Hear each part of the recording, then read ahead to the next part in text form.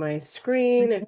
If you guys can let me know that you can see it We clearly. can see it very clearly. Perfect, Okay, Itzel. awesome. All right, so I will go ahead and begin. So thank you so much, everyone, for being here. I want to start by saying that, this room matters. The fact that you showed up, that you care about neurodivergent lives, that you're here on a day when you could be anywhere else, that matters to me genuinely. So the title of my study is called When Work Drains the Life Out of Friendship. And I chose those words on purpose. I didn't want to choose words like impact or effects or drains, because that's what the data shows. And that's what the women in this study essentially told me. So, in their own words, through their own lives. So, let's go ahead and get right into it. So, before I show you guys a single number, I want you to know who is asking these questions. My name is Itzel Yagual. My pronouns are she, her, and I am an Afro-Indigenous Latina. I'm proudly neurodivergent. I'm ADHD for those keeping track, and I'm also an IO psychologist and behavioral research consultant.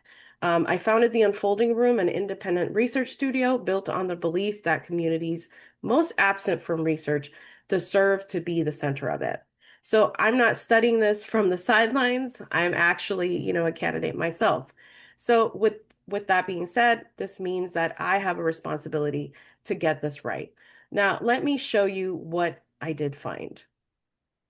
Now, this was a two-part mixed method study on neurodivergent women plus, and I use women plus intentionally because, to name and hold a wider community of women without really flattening anyone's identity.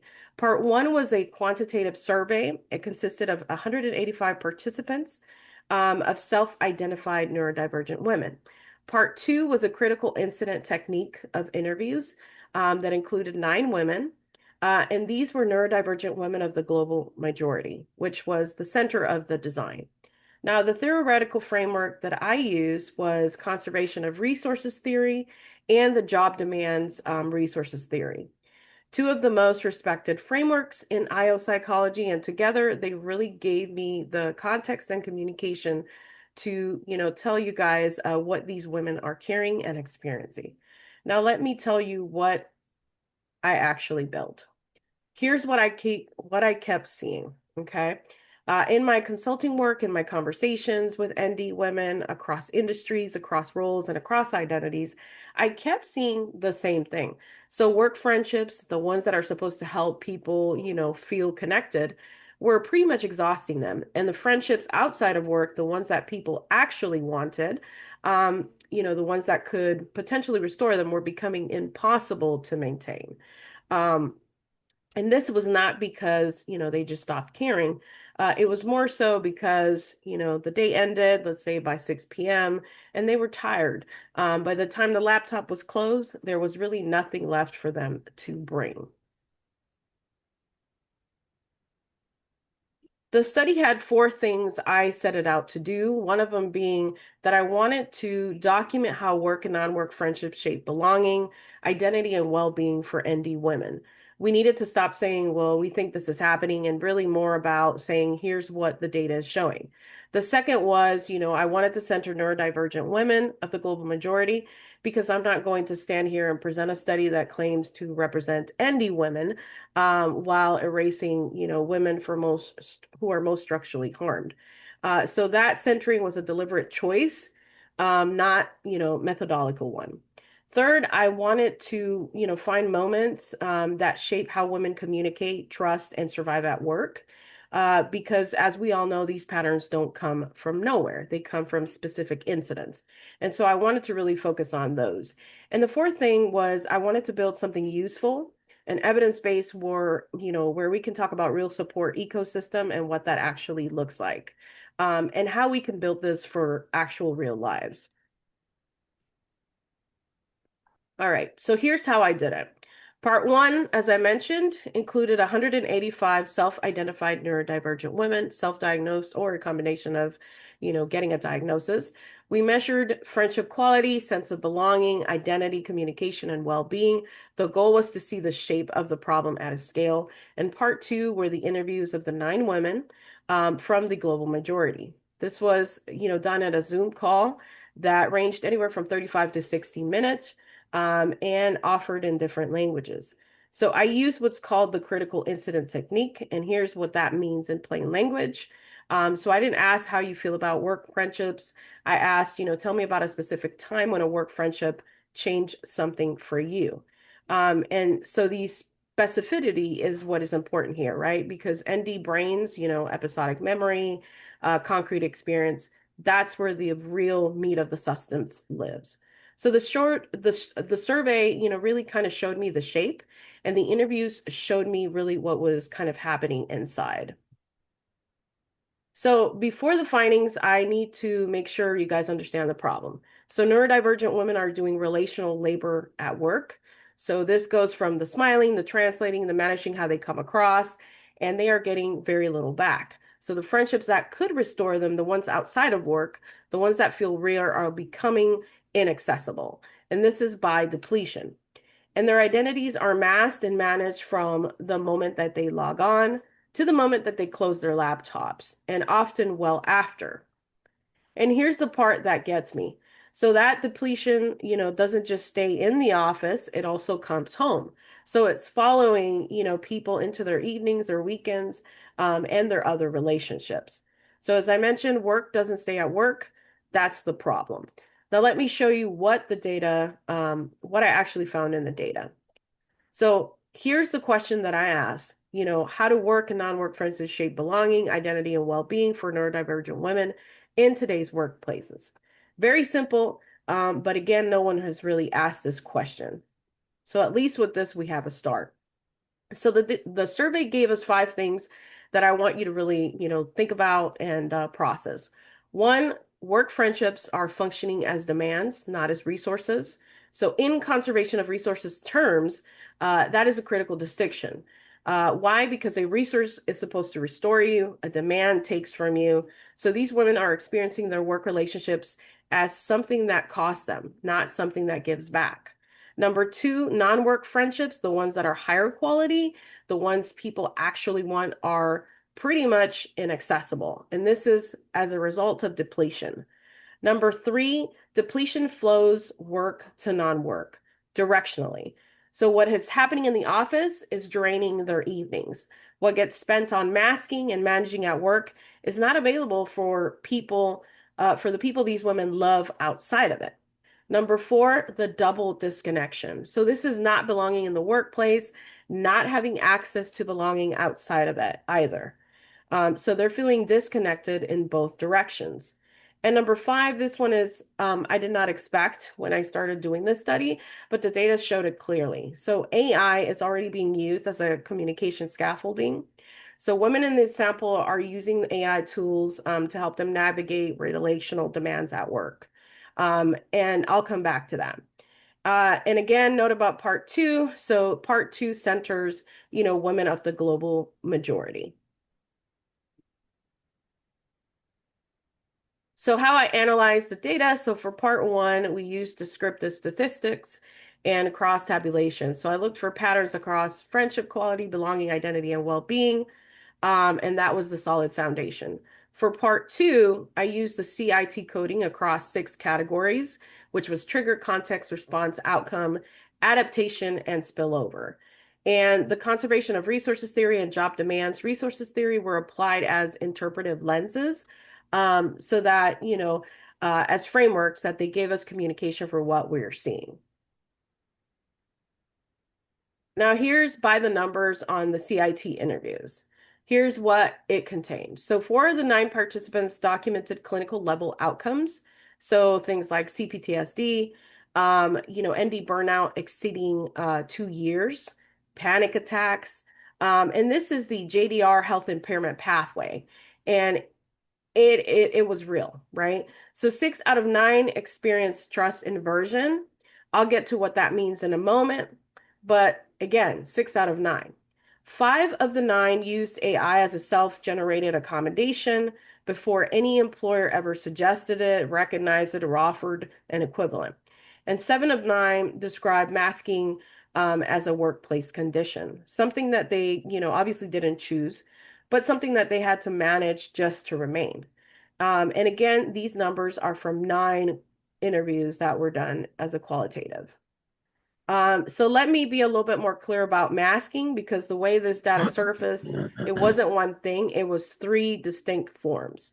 So ND masking, the performance of neurotypical norms was shaped like by their having a persona, scripted responses, constant editing of tone, affect, volume, and facial expression. Double masking, so this involved when racial code switching and ND masking happened simultaneously, not one or the other, but both at the same time in the same moment. And the cognitive and emotional load of that is additive, meaning that it was very compounding.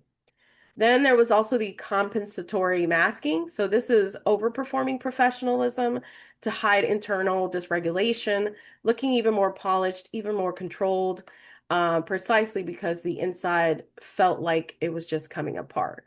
One participant even stated, "Hey, I was never operating by my own comfort." So she wasn't describing just a simple day. This was, describing years. Now let's talk about trust diversion. As I mentioned earlier, 6 of 9 participants shifted from default trust to, kind of most people bring into new relationships. So, which is to default vigilance. So this is having like a permanent posture of watchfulness. And it didn't happen because they were anxious or difficult. It just really happened because of specific incidents. And let me go into these kind of incidents. So confidentiality breaches, inside shared identity relationships. So this is the people that they thought were safe. Another one was financial exploitation. So with organizational complicity. So their employers watching and not doing anything.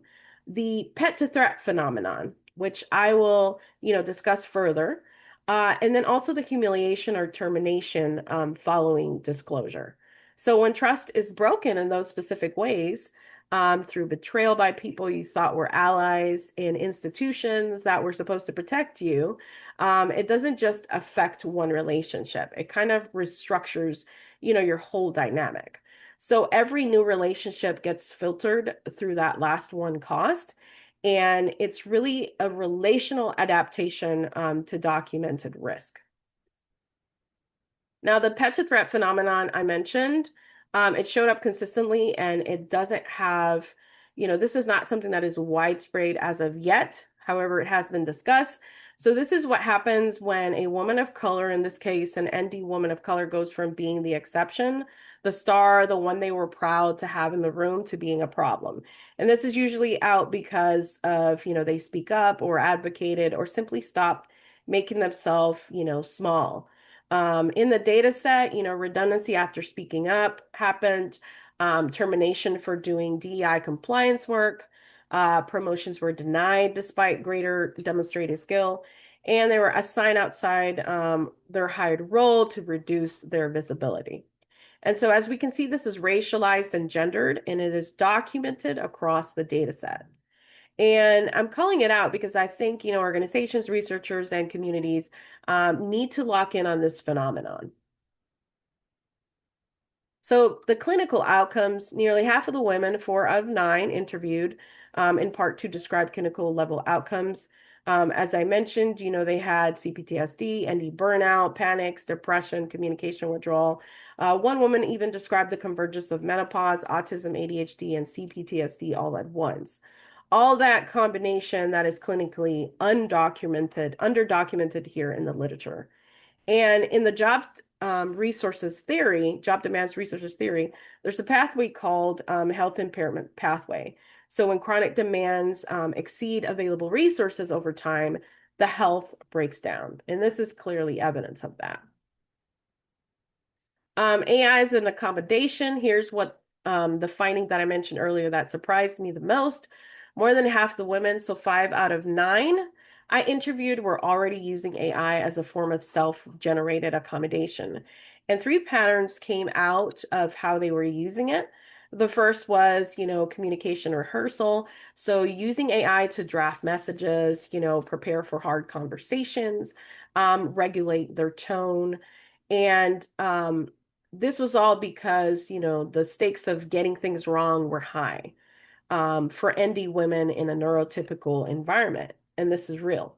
The second one was identity integrated processing. So, daily use for reality checking, emotional regulation. Is my reaction reasonable? Did that actually go as badly as I think? So, these were questions they were asking while they were using AI. The third one was decision support. So organizing incidents, structuring thinking before major decisions. So, they didn't wait for HR or anyone to really, help them with these, but they built kind of their own infrastructure with whatever tools that they had available. Now let's go into the intersectionality portion. So identity is never just one thing, and the data in part two surfaced four patterns at the intersection of race and neurodiversity that a majority white sample cannot and does not show. So the racial labor tax. So this is the unpaid, constant, representing of an entire, community speaking for all, persons of color, women of the global majority in every meeting, being the diversity in the room and being expected to perform that role with a smile. Then there's the credential inflation. So women needing more education, more certifications, more proof to be granted the same respect given to a less credentialed white peer. Then there was also the cultural people pleasing. So this is like a pattern that emerged across, the Black church, the Latinite community context, and white assimilation demands. So there's different origins, but it's the same vulnerability. And it's a learned behavior that costs enormously in professional settings. Then there was also the documentation as self-protection. Three of the women of the global majority, independently without coordination, all describe, keeping detailed records of incidents because they had learned that without documentation, they would not be believed. One participant even also stated she couldn't separate race from autism. And obviously, I can't either as a researcher. Now, as I mentioned, the spillover, right? Work did not stay at work. That was one of the clearest findings across both parts one and part two. And part two gave us the texture of how the spillover actually operates. So depletion spillover, this is friendships are the first thing to go, not by deliberate choice, but by the resource exhaustion. So there's nothing left to bring to the people outside of work who matter. The gain spiral, and this matters, one safe relationship at work or outside of it had the power to rebuild years of relational loss. One particular relationship, so a single connection where the person didn't have to perform, explain, or justify who she was, and she rebuilt a 15-year relationship she had let go. Then there's the intergenerational transmission. So this is, one participant described a rule her grandmother gave her as a child about who to trust and who to guard yourself from.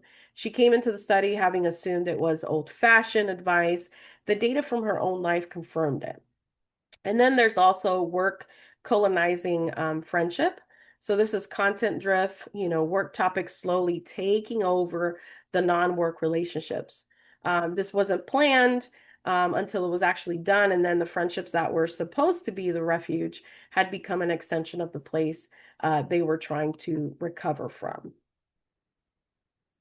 Now, I know that, the studies sometimes can, focus so much on harm and the things that come out of it, but it also found, safety. And the conditions that produce safety were specific and replicable. One of them being, boundaried relationships were transparent power for some women. When someone was clear about what they could and couldn't do, about where their authority started and ended, trust became possible. Shared racial identity under shared threat. So I'm pretty sure you guys have heard of the phrase trauma bonding. Not particularly fond of that, but some women, did use that term.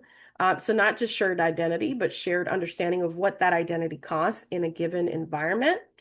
Then there's the indirect communication, letting her reach her own conclusion rather than redirecting or directing her toward it. A communication style that really respects autonomy. And an all ND environment where ND was the norm, not the expectation, where nobody had to explain or justify their processing style. And one ally who refused to exclude and paid a professional price for it, who stayed anyway. So one participant said, the first time I felt safe at work was with another woman who looked like me. Safety, again, is not a program. It is a very specific shape. And we now have this data on what that shape looks like. So conservation of resources theory gave us a lens to understand resource depletion and the loss spirals. So in this data set, work friendships are the demands, not the resources. Non-work friendships are the most vulnerable resource and the first to be sacrificed. And positive environments by themselves do not reset a depleted system.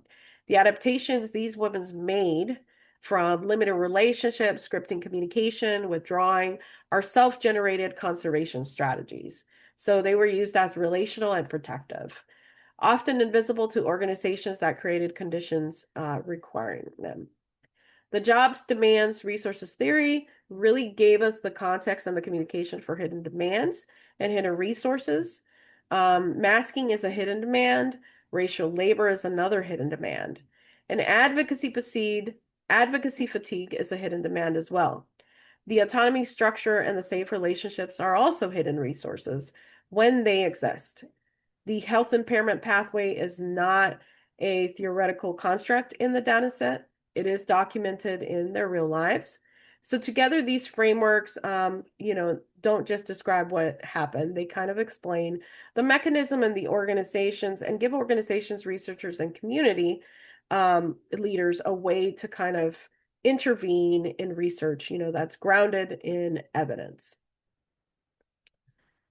All right, so the findings can point to clear action, and I want to speak to 3 different audiences in the room. For organizations, culture is not the same as socializing for ND women. Please audit your hidden demands. So this is for masking, the translation work, the always-on performance. And disclosure protection is a practice, not a policy, beautified statement. And the AI used by neurodivergent employees is accommodation. So organizations, don't waste time naming it. You need to recognize it and support it. For researchers, one betrayal really reshapes every workplace relationship that comes after it. And that has methodological implications for how we measure trust and belonging. And intersectional identity, as we have seen, is compounded. So our models really need to reflect that. And safety, as we have seen, produces capacity. It is measurable, designable condition. So design studies need to look for it, but also design it. As far as the community is concerned, your adaptations are truly rational. You build the infrastructure with whatever you had, because what was supposed to be there wasn't. And your elders knew something, as we have seen here in this data. The data confirms it. You are the most rigorous diagnosticians of the environments you've been placed, and so we thank you for that. Now, like every study, there's always limitations, and I want to be direct about this. Part 1 sample is approximately 74% white. That's why Part 2 intentionally centers women of the global majority, not as a correction, but as a methodological choice grounded in who is most absent from existing ND research. As I mentioned, Part 2 is purpose specific, not representative. The patterns were identified to reflect shared experiences across participants. And that distinction matters. As I mentioned, they were women of the global majority. Now, I want to close, this particular session with the women. So the women in this study described years of burnout, friendships lost, and it wasn't because of something they were carrying. It was because they really had nothing left to bring. The strategic silences they learned to survive, the scripts they developed, the documentation they kept alone, because they knew it might be the only evidence they'd ever have. They also described the colleague who refused to exclude them and paid a professional price for it. The voice notes they sent at 11 p.m. to the one person who didn't require them to perform, the grandmother who told them the truth before the workplace got the chance to teach them otherwise. That is what a support system, ecosystem needs to be built on, not programs designed from a distance, not wellness initiatives, disconnected from structural conditions that create the harm. The grandmother's wisdom, the ally who stayed, the voice note at 11 p.m. That's where this research points. And that's where we need to go next. So again, thank you for your time, everyone. And that concludes my presentation. Thank you so much, Itzel. Um, Let me wait until I see you.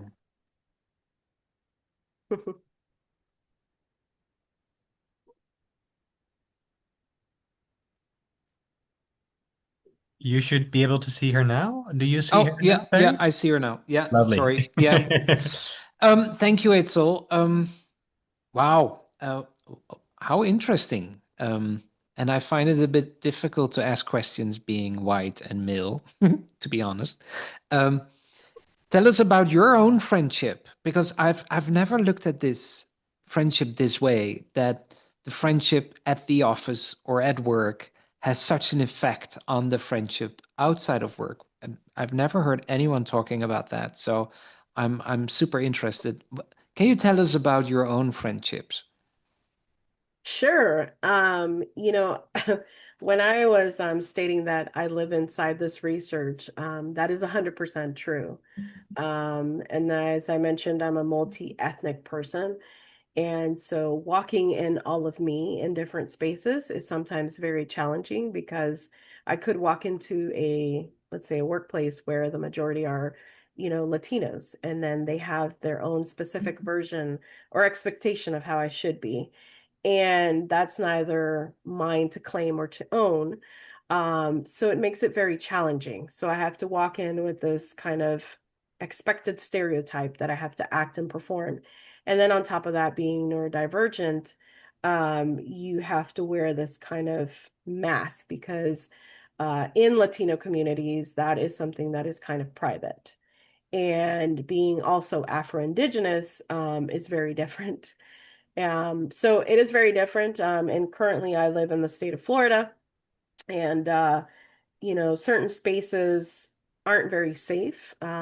So when it comes to already walking into a place trying to develop work relationships, it's very hard because you're already kind of predisposed by, like I mentioned before, with some of the folks that I interviewed, is past incidents really help determine not just how you view what's safe, but also, the expectations of potential relationships that you might have at work because you've already, let's say, have had a negative experience. So that becomes a flag for you anytime that you go into the workplace. Like, okay, is this going to happen again? Do I need to watch out for this? What do I need to say? What role do I need to play to, walk into this workplace and again be myself, but also at the same time be a version of what the workplace wants me to be. So it's a very interesting dynamic, navigating all those expectations that aren't necessarily your own. And then bringing neurodivergence in the workplace is also another. So people have a lot of expectations of me saying, okay, well, you're Afro-Indigenous, but you're also kind of in that in between, meaning you're light-skinned. So in some spaces, I might not be Afro enough, and in some spaces, I might not be white enough. So it's a very interesting dynamic to walk into. I do love all of me, but it is a very, challenging at times to walk into that dynamic. Wow, yeah. And you also spoke about AI, and that triggered a lot with me as well. Seeing AI as your potential best buddy at work, having safe conversations, and AI can be very friendly, right? It can be your best friend who's always there for you, who's never gonna say to you, "Hey, wait a second, I'm busy with the deadline. Don't disturb me now." AI is always there, more or less always agrees with you, and has some very good insights. Do you think AI will have even a bigger role within the friendship at work, and therefore a side effect in the longer term into the friendships that we have in our private settings? Yeah. This is an interesting conversation, and I would say this because um about a year ago, before I went into consulting, I worked for an organization where my job was actually looking at tech jobs in 7 different states because the organization offered tech education offerings. And so I had to look at employment data, like what specific tech jobs are rising, every 3 to 6 months to ensure that the company was providing right offerings in these states. And so, what begs me to go into that is that we had already seen through the TAC education what sort of things, um, I don't want to use the word lacking, but technology is great, but there have been some things in how technology is impacting us as far as, I feel like we have lost some of the social skills that, let's say, um, you know, Generation X and millennials were privy to, whereas now everything is, you'll see kids and more people with technology. And so I felt like what I'm seeing now and in some of the job offerings in that data was that, employers want people that have social skills, right? And that was at the height in 2024, 2025, and early 2026. And now we're in a phase where, companies are using AI for everything. Some of them don't want to spend a lot of time building that relationship. And employees have also, to some degree, have lost trust with employers. And so now we're in this kind of bubble of, people just working kind of part-time or looking for that remote day work week. So I think, work friendships is something that currently, I think it's going absent. And because there's not a lot of trust from employees to employers, because at least here in America, from what I'm seeing, that loyalty kind of thing that we saw years back, through different generations, that was the thing that people, really relied upon and believed on, is very different now. And I think technology has great benefits, but also impacted us in ways that we're no longer making time to say, hey, let's go grab a cup of coffee and chat. Let's go, have some lunch. Let's put our phones away and talk to each other. Where now what I'm seeing, and at least in my own practice and with working with other folks, is, you know, they're exhausted, you know, and a lot of that, obviously has to do how the economy is doing, the jobs available. People are having to work 2, 3 jobs to really sustain themselves. And there really isn't time. So AI is kind of becoming the supplement where they're using that processing time at work to kind of speed things up and dive through those dynamics. Thank you, Itzel. Yeah, that's clear. And I always have the thought, or I think I know, that it only takes one human in so many things. It only takes one human that you don't know that can become a very good friend. It only takes one human who can say something to you, which can only be one sentence and can change your whole life. Yeah. It only takes one human, and I think we don't talk enough about that. And um, then you can think about, well, where is that one human that I need? But you can also think, I want to be that one human for someone else. And if we could do that, that would be awesome. If we could think about being one human to another to make a difference. And that would be a beautiful friendship as well, right? So Yeah. we're all busy. I know. We're all stressed out. We all don't know what's happening in the world. We get Yeah. it, but just be that one person, I think, right? Yeah. Yeah. I agree 100%. Make the time. Make the time. Do it. Thank you, Itzel. Thank you so much Thank for your you. presentation. If people want to reach out to you, they can find you on LinkedIn. I found you Yes. there. Hmm. Reach out to Itzel if you have any questions, if you have any ideas, if you want to do anything else, whatever. Go to Itzel. Thank you, Itzel. Thank you.